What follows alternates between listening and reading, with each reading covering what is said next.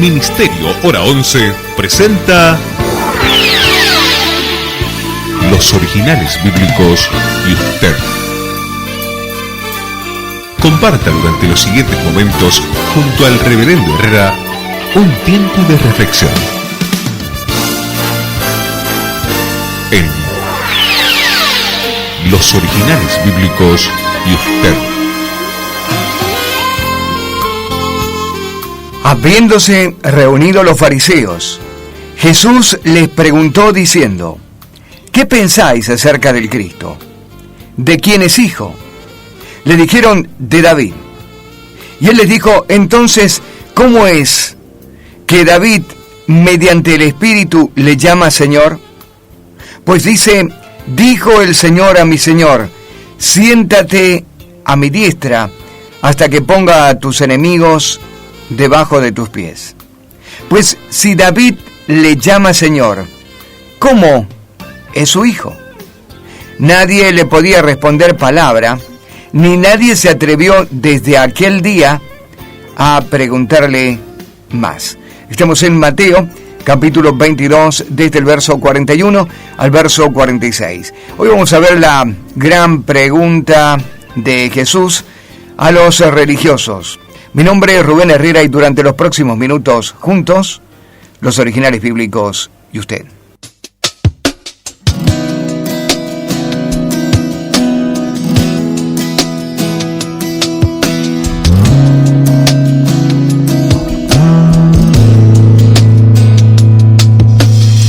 Eres el mismo ayer, eres el mismo hoy, eres la salvación, eres Dios eterno.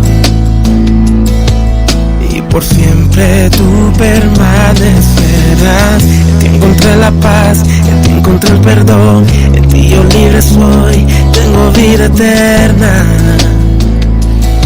Y nada en ti me faltará. En tu verdad yo caminaré. Y tu amor me sustentará. Tu paz me confortará hasta ver. Y tu gloria, tu santidad rodeándome. Y tu gloria, tu majestad rodeándome, y así permanecer. Eres el mismo ayer, eres el mismo hoy, eres la salvación, eres Dios eterno. Y por siempre tú permanecerás. Encontré la paz, encontré el perdón, en ti yo libre soy, tengo vida eterna. Y nada en ti me faltará. En tu verdad y yo caminaré. Tu amor me sustentará. Tu paz me confortará hasta ver. Y tu gloria, tu santidad rodeándome. Tu gloria, tu majestad rodeándome, y así. Habiéndose reunido los fariseos, Jesús les preguntó diciendo: ¿qué pensáis acerca del Cristo? ¿De quién es hijo? Le dijeron: de David.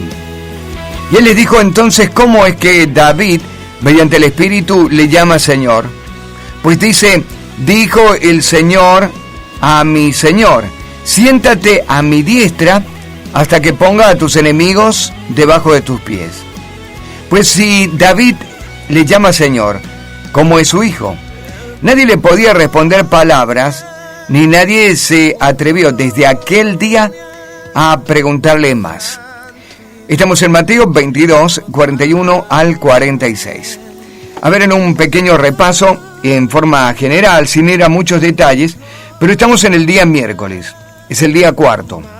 Están acabando ya las preguntas. Han sido 3 preguntas, fariseos y herodianos, saduceos por una parte y fariseos por la otra, en una reunión única y final. 3 preguntas. Descalificaban o tenían la intención de ponerlo en una trampa o llevarlo a un tropiezo, a una caída. Era el momento oportuno. 3 millones de personas están sobre la ciudad. La noticia correría como fuego en medio de un barril de pólvora.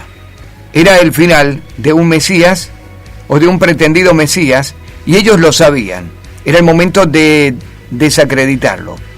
Todo aquello que él respondiera mal se iba a correr por todo el territorio y ya nunca más iba a poder entrar con esa confianza, o por lo menos con ese honor que le había conferido los milagros, las enseñanzas y la manera en que la gente lo había recibido a él. Así que era el momento oportuno. Llegaron con la primera pregunta, fariseos y herodianos. ¿Es lícito dar tributo al César? Si esto se contestaba mal, muchos quizás adquirían simpatía hacia él, en el sentido de ponerse desde el rechazo a Roma y desde esta cosa incómoda de pagar impuestos. Pero también caería en el descrédito y en un peligro tremendo frente a las autoridades romanas, quienes lo matarían, sin duda lo matarían. La otra pregunta tenía que ver con la resurrección de los muertos, era más doctrinal, tenía que ver con ángeles y espíritus, tenía que ver con la vida eterna. Y entonces allí llegaron los saduceos, quienes ridiculizaban esta idea. No, la vida consiste en la realidad y no hay más verdad que la realidad, según Aristóteles, en su concepto 300 años antes de Cristo. Una filosofía muy de la época también del Señor y a la que se apegaban los saduceos. Era ridículo esto de hablar de vida eterna, de resurrección. Todo terminaba aquí en el mundo, nada más que acá, la vida era acá. Y en esto consistía la vida de ellos, de los saduceos, quienes eran ricos, eran poderosos, de buena posición social, y no la querían cambiar por nada. Su status quo podía sufrir algunos inconvenientes, así que trataban de evitar los problemas. Seguían al pie de la letra las autoridades de turno y se llevaban muy bien y hacían algunos arreglos políticos y económicos de mucha conveniencia. La tercera pregunta vino con los fariseos, y con ello lo estamos encontrando aquí en este pasaje también, porque él los reúne a estos fariseos, quizás los que más quiso rescatar de entre los 3 grupos, herodianos, saduceos y fariseos. ¿Los fariseos podían tener una esperanza? Quizás sí, porque no se retiraron, se quedaron allí callados en silencio, y el Señor aprovechó para preguntarles, hacerles una pregunta que tenía que ver con su condición de Mesías, una pregunta que iba a ser histórica, que lo iba a llevar a ellos a pensar quién eran realmente el Mesías dentro de sus corazones, y a ver si ellos tendrían la oportunidad, al descubrirle, tendrían la oportunidad de creerle como el Mesías. Así que luego de estas 3 preguntas incómodas, y a las que el Señor salió cerrando y tapando la boca de todos, allí también se cerraba este tiempo de prueba, porque nadie más le atrevió a preguntarse y a acercarle a preguntarle absolutamente más nada. Allí terminaban los 4 días de prueba de un cordero que iba a llegar al sacrificio y que iba a llegar a ser el cordero de Dios que quita el pecado del mundo. Pero no se va a retirar del lugar sin una pregunta con oportunidad para los fariseos. Es una pregunta que, si la piensan, quizás no instantáneamente, pero que si la piensan, podrían cambiar notablemente su parecer hacia él y tendrían una oportunidad, y quizás la última. Él se acercó para decirles: ¿qué pensáis acerca del Cristo? ¿Qué pregunta? Y de esto es lo que vamos a hablar en el programa de hoy. Busque lápiz y papel. A partir del próximo bloque comienza el estudio de la mañana. Estamos compartiendo los originales bíblicos y usted. Lo que me da fuerzas, lo que me da vida, oh Señor. Lo que me da fuerzas, lo que me da vida, oh Señor, es tu aliento,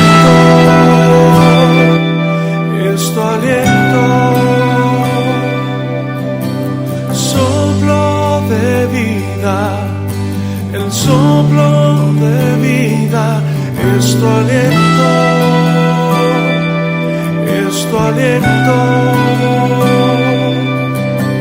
soplo de vida, el soplo de vida.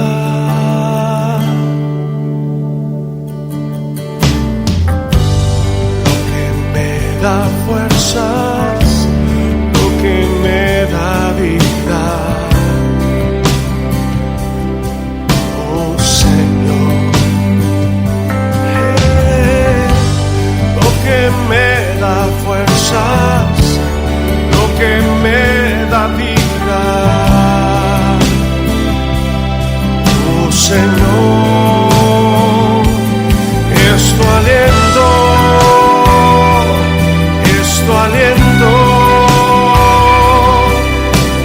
soplo de vida, el soplo de vida, es tu aliento, sí, es tu aliento, soplo de vida, el soplo de vida.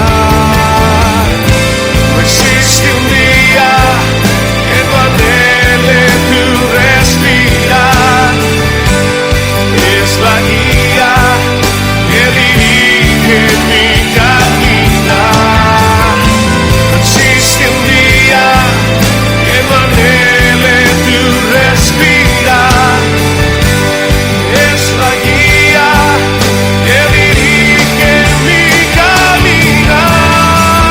No existe un día que no anhele tu respirar, es la guía que dirige mi caminar. Es tu aliento,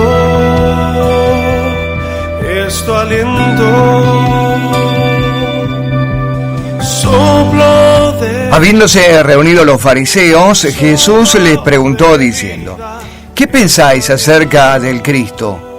¿De quién es hijo? Le dijeron: de David. Él les dijo entonces: ¿cómo es que David, mediante el Espíritu, le llama Señor? Pues dijo el Señor a mi Señor: siéntate a mi diestra hasta que ponga a los enemigos debajo de tus pies. Pues si David le llama Señor, ¿cómo es su hijo? Nadie le podía responder palabra, ni se atrevía desde aquel día a preguntarle más. Parece que el propósito de Jesús en esta interrogación es que, de alguna manera, los fariseos puedan cambiar su concepto acerca del Mesías. Ellos le rechazaban como Mesías porque tenían un concepto erróneo, equivocado. Esperaban a un Mesías político, a un Mesías militar, a un Mesías poderoso que los libraría de la opresión de Roma. Jesús procuró orientar su pensamiento en la dirección de un Mesías espiritual, que era lo que ellos no veían. La verdad que estaban tan inmersos en sus pensamientos, en sus razonamientos, que lo obvio pasaba desapercibido delante de sus ojos. ¿Qué pensáis acerca del Cristo? ¿De quién es hijo?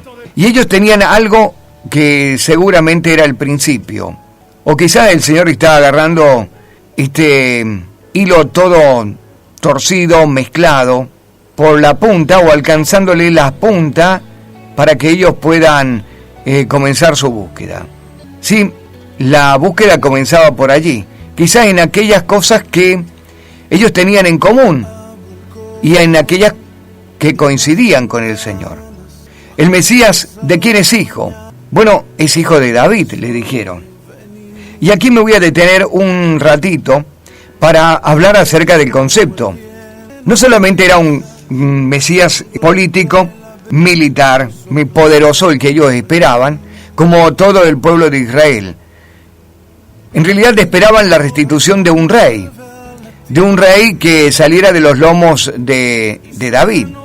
El linaje de David guardaba mucha expectativa para los fariseos, pero también para los religiosos en el tiempo del Señor. Una expectativa que había ido creciendo en el tiempo y que estaba en duda en muchos de esos corazones. ¿Por qué venía la duda? Bueno, para hablar acerca de esto, debemos cambiar nuestra manera de observar las expectativas mesiánicas en el tiempo del Señor, expectativas mesiánicas que tenían y mantenían los judíos. David era el poseedor de la promesa. De la familia o del linaje real de David vendría el Mesías. A David se le había prometido que desde sus lomos o de su descendencia se levantaría el Mesías. No solamente de Abraham, sino como promesa, sino también iba a pasar por David. David es un nombre en hebreo que al llevarlo o adjudicarle un valor numérico a sus letras, completa el total del número 14.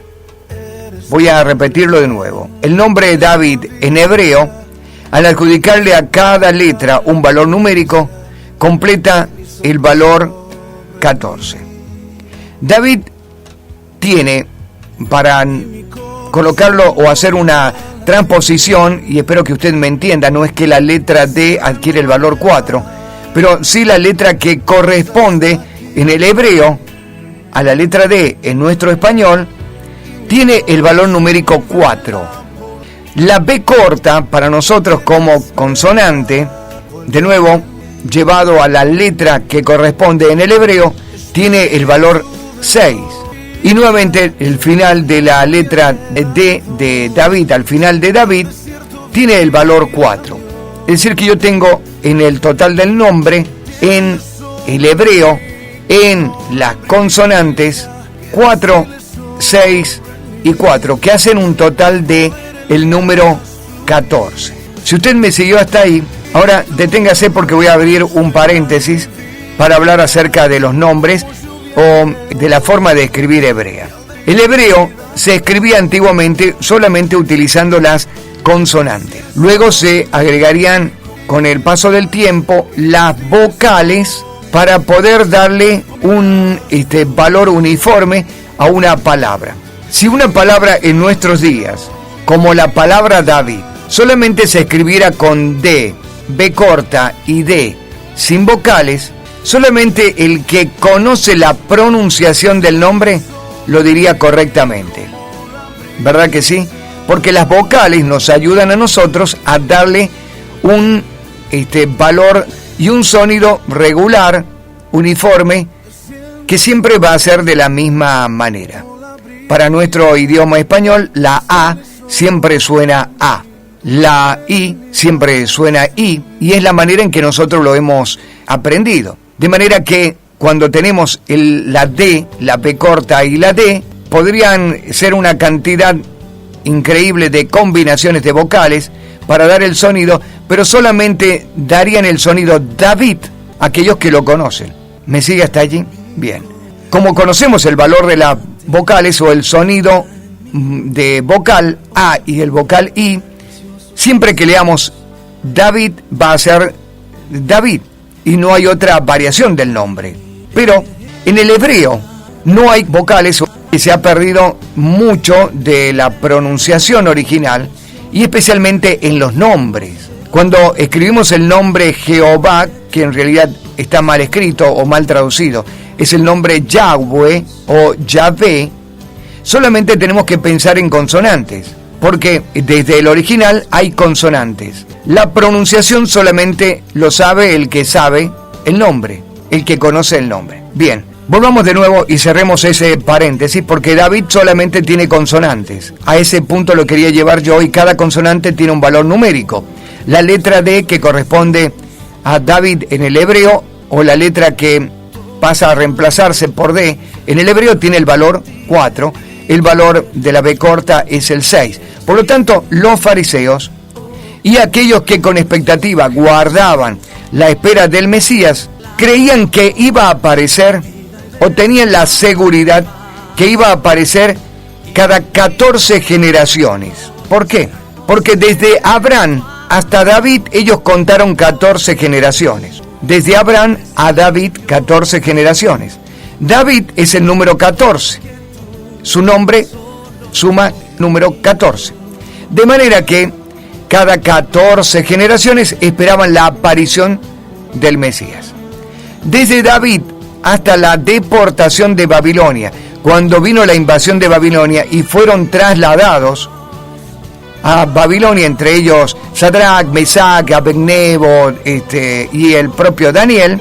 Cuando ocurrió esta deportación, conquistaron Jerusalén y se los llevaron a Babilonia y destruyeron el templo. Desde David hasta ese evento hubo 14 generaciones. Desde la deportación de Babilonia hasta el Mesías tenía que haber 14 generaciones. Y entonces empezaron a contar. Para los fariseos y para muchos judíos estaban en la generación número 13. Por eso dudaban de que que había aparecido diciendo ser el Mesías, o con hechos que podían llevarlo a ellos a pensar en el Mesías, no podía ser, porque estaba en la generación 13. Cada generación judía tiene 40 años. Entonces ellos esperaban que esto, si ocurría la venida del Mesías, iba a ocurrir 40 años después. Esto nos lleva a nosotros al año 70, que es cuando es la destrucción de Jerusalén, porque ellos se encerraron ese año y combatieron contra Tito, el emperador romano, y no se dejaron penetrar. La ciudad luego fue destruida y quemada, y murió toda esa generación. Pero hicieron resistencia, no se dejaron vencer, porque esperaban que ese año apareciera el Mesías. ¿Qué había pasado? Habían creído que Cristo no podía ser, porque estaba en la generación 13 para ellos. Y si iba a aparecer en la generación 14. El Señor les llevó a pensar en David, y era lo único en particular y común que tenían en creencia. Él era descendiente de David, y esto no lo podían negar. Pero ellos se negaban a reconocerle como el Mesías por este cálculo que acabo de hacer, pero también porque este Mesías era espiritual, y ellos esperaban a alguien político, poderoso y con ejército. Ya volvemos con más Originales Bíblicos y usted. Estamos compartiendo los Originales Bíblicos y usted.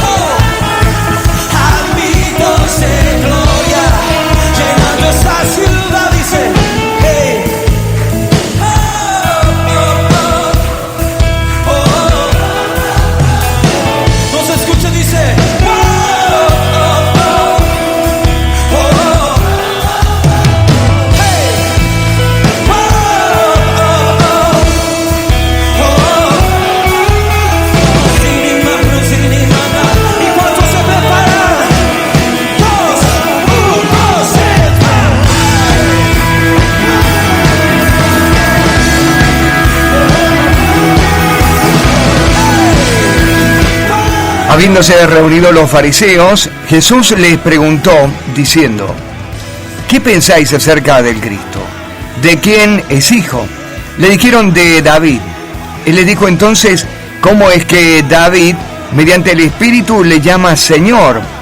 Pues dice: dijo el Señor a mi Señor: siéntate a mi diestra hasta que ponga a tus enemigos debajo de tus pies.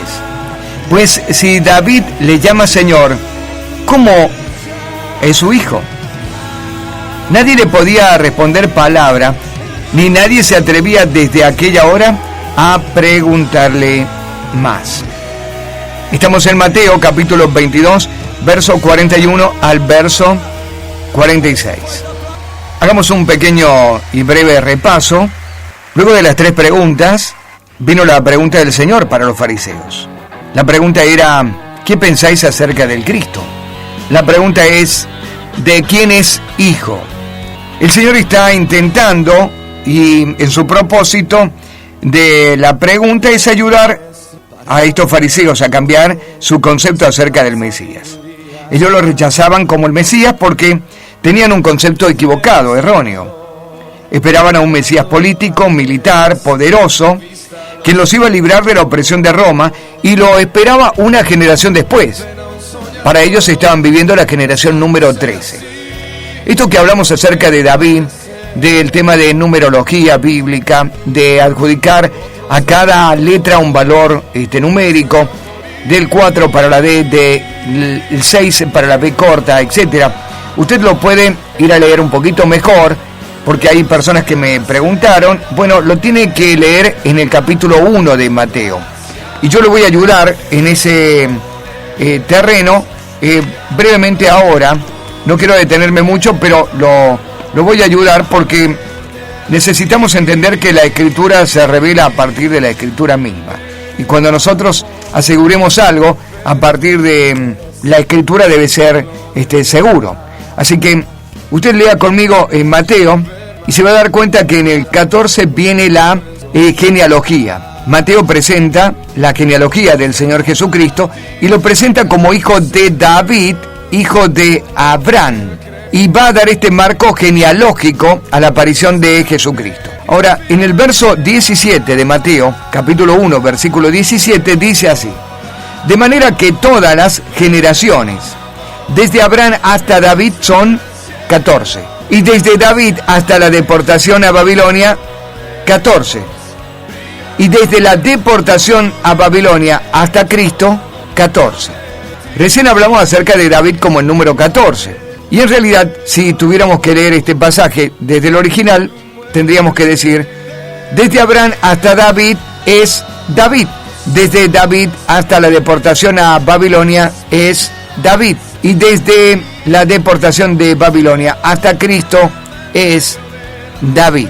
Porque David era tanto un nombre, pero también era un número, significando esto una comprobación matemática y lógica de la aparición del Mesías. Para Mateo, el Señor no apareció en la generación 13, apareció en la generación 14. Ahora, este error que mantenían los fariseos y los religiosos, con expectativa esperando en la próxima generación la aparición del Mesías, no en la generación de Jesús, obedece a un error del regreso de ellos. Cuando regresa Nehemías y Esdras y encuentran de nuevo los rollos de la Escritura en el templo, en lo que quedaba en la destrucción del templo, hay un elemento más que encontraron allí, y es el elemento de las genealogías o las inscripciones que se guardaban en el templo, y especialmente la generación de David. Hay una generación que se pierde, que no es tenida en cuenta,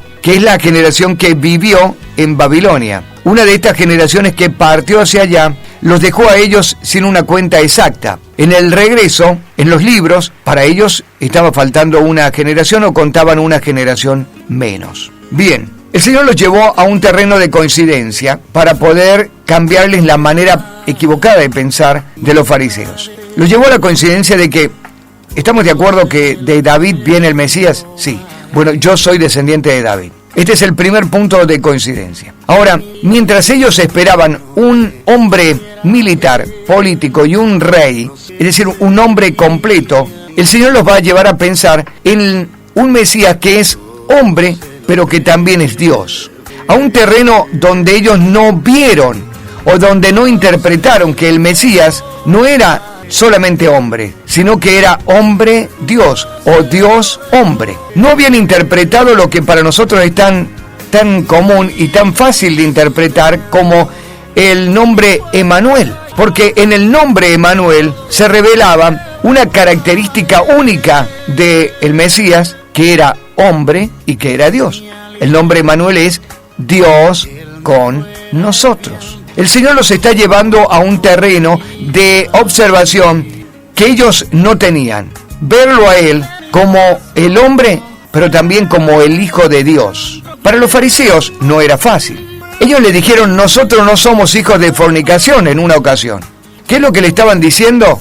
Tu procedencia es dudosa. Yo no sé si María, ¿cómo es esto de que María, cómo que no sos hijo de José? ¿Y de quién sos hijo? Porque Jesús, para los fariseos y para muchos judíos, era hijo de fornicación. María había fornicado antes de casarse con José. José era un hombre justo, José era un hombre bueno, la había tomado como mujer y había adoptado a Jesús como su hijo, aunque no era su hijo. Y entonces el descrédito venía también por allí. Nosotros no somos hijos de fornicación. Es decir, ¿quién te va a creer esta historia de que tu mamá te concibió por obra del Espíritu Santo? Para nosotros es fácil el concepto de la encarnación de Jesús. Para nosotros es fácil la concepción con obra del Espíritu Santo, porque nosotros lo hemos asumido como fe, y desde la palabra escrita y desde la inspiración sagrada lo hemos creído por medio de la fe. Pero para esta generación de fariseos es difícil. ¿Cómo que concebido de qué? ¿De quién? No, para ellos esto no iba. Ahora, ¿cómo el Señor va a aclararles el misterio de la encarnación? Por medio de este pasaje, cuando Él les dijo, este salmo, dijo el Señor a mi Señor, siéntate a mi diestra hasta que ponga a tus enemigos debajo de sus pies. Salmo 110, versículo 1. El Mesías era hijo de Dios, pero también era Dios. Dijo el Señor, Dios Padre, a mi Señor, Dios Hijo, siéntate a mi diestra. En la última pausa, porque vamos a hablar un poquito más extenso de esto en el programa de mañana, pero en la próxima salida, ya la última, vamos a hablar de algo muy curioso para que usted lo vaya pensando y también se quede meditando sobre esto. La relación entre padres e hijos en Israel, porque era imposible de que David, siendo el padre, le dijera a uno de sus hijos, Señor. Ya volvemos. Estamos compartiendo los originales bíblicos y usted.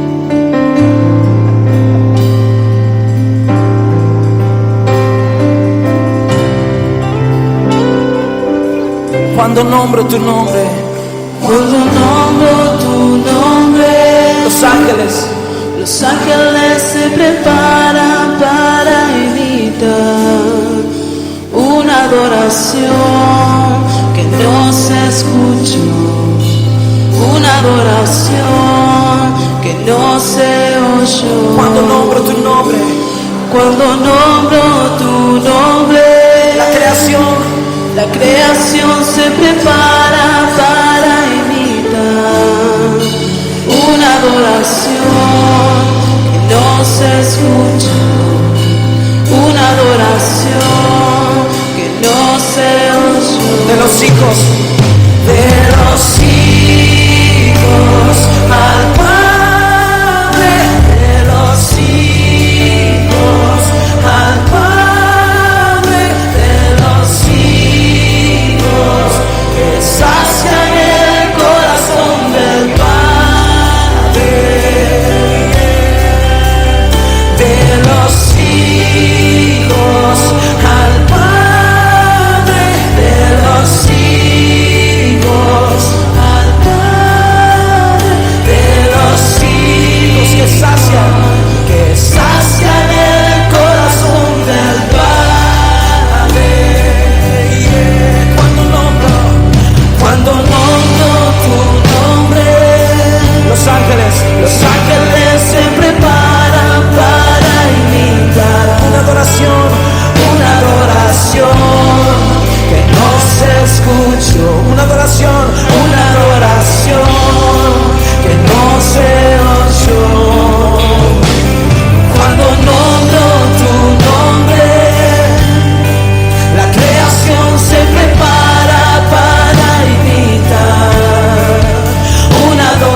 Entonces, ¿cómo es que David, mediante el Espíritu, le llama Señor? Pues dice, dijo el Señor a mi Señor, siéntate a mi diestra hasta que ponga a tus enemigos debajo de tus pies. Pues si David le llama Señor, como es su hijo, nadie podía responder palabra, ni nadie se atrevía desde aquel día a preguntarle más. El Señor está tratando de llevar a los fariseos al terreno de un Mesías espiritual, hijo de David según la carne, pero hijo de Dios según el Espíritu. El padre nunca diría Señor a su hijo, y esto es un hecho. La costumbre judía hacía que no solamente mientras en vida el padre estaba presente, sino para siempre, el padre iba a ser siempre mayor que el hijo. El padre era el señor de la casa, no el hijo. Nunca David podría mencionar a uno de sus hijos, nunca se declararía inferior. De allí la pregunta del Señor, ¿cómo es que David le dice mi Señor o le llama Señor? Porque esto no es lo que se acostumbra entre padre e hijos. ¿Recuerdan una pequeña historia? Cuando David venció a Goliat, se lo trajeron a Saúl y Saúl le preguntó, ¿de quién eres hijo? Porque no era importante el hijo, era importante el padre. Isaí pasó a ser importante para Saúl y era importante porque era el Señor de David, a quien David respondía. Hoy los tiempos han cambiado tanto que hoy los hijos mandan a los padres. Nunca fue así. Siempre se preservó en el pueblo de Israel esta costumbre de honrar, respetar y tratar a los mayores como los señores de la casa, no como los criados o como los obligados o como aquellos que son arrebatados de su autoridad, como sucede en el día de hoy. Por eso la pregunta del Señor, para llevarlos al punto de que no es un hijo natural de David, es descendiente de David, pero David no tiene autoridad sobre él, porque él no solamente es hombre, también es hijo de Dios. A este pensamiento los llevó el Señor a los fariseos. Un pasaje, Salmo 110:1, que ellos no habrían meditado, no habían interpretado, no habían podido mirar de manera seria, tranquila y considerarlo, porque si lo hubieran hecho, estarían reconociendo a Jesús como el Mesías. Hasta aquí llegamos con los originales. Mañana va a haber mucho más de esto porque no es una pregunta sencilla de contestar y no es un pasaje tampoco sencillo, es muy profundo. Mi nombre, Rubén Herrera, muchas gracias. Bendiciones.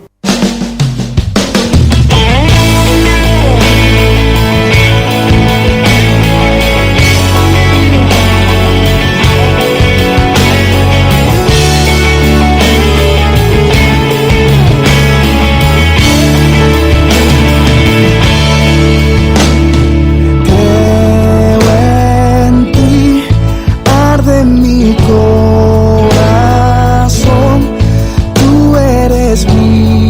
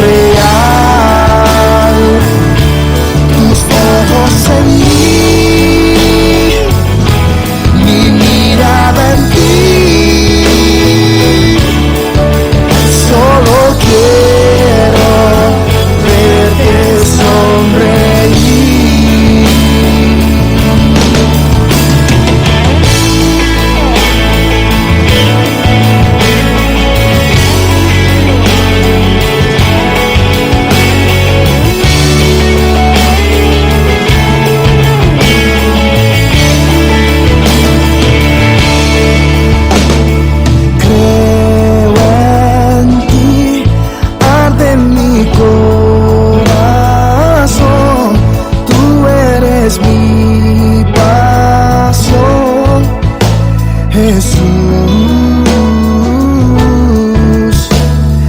Creo en ti, arde mi corazón, tú eres mi pasión, Jesús. Me rindo, me doblo, adoro a tus pies, me olvido de todo alrededor.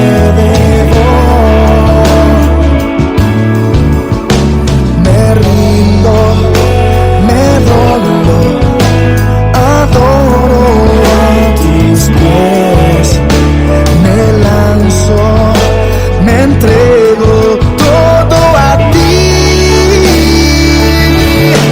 Te quiero abrazar, te quiero adorar, te puedo sentir, sé que eres real. Tus ojos en mí, mi mirada en ti. Solo quiero verte sonreír. Te quiero abrazar, te quiero adorar, te puedo sentir, sé que eres real. Tus ojos en mí, mi mirada en ti. Solo quiero verte sonreír. Solo quiero verte sonreír. Solo quiero verte sonreír. Jesús.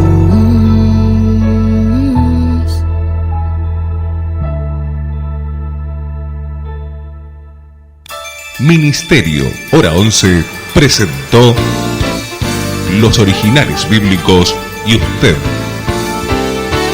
Nos encontraremos en nuestra próxima emisión, siempre por esta emisora. Muchas gracias.